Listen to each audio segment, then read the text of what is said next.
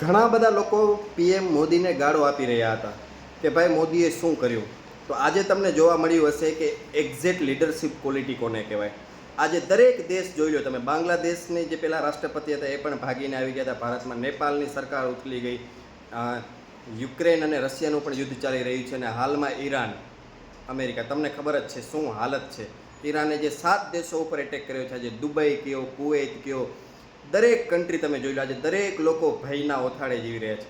મતલબ પોતાનો જીવ તાળવે ચોંટી ગયો છે કે ઘરની અંદરથી બહાર ન નીકળવું.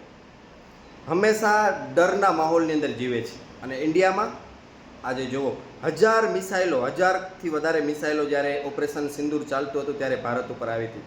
પણ એક સિંગલ મિસાઇલ જમીન ઉપર નથી પડવા દીધી, બધી જ હવામાં જ ઉડાડી દીધી હતી. આ છે ઇન્ડિયાની ડિફેન્સ સિસ્ટમ અને આ છે ઇન્ડિયાની લીડરશિપ ક્વોલિટી.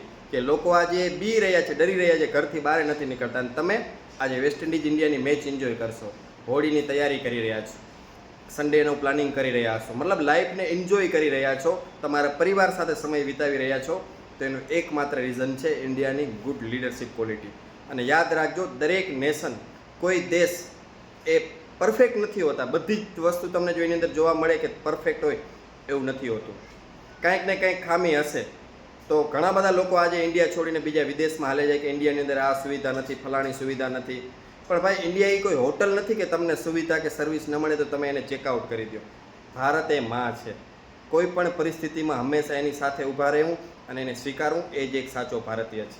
જો તમે પણ મારી વાતથી સહમત હો તો કોમેન્ટમાં જય હિન્દ જરૂર લખજો.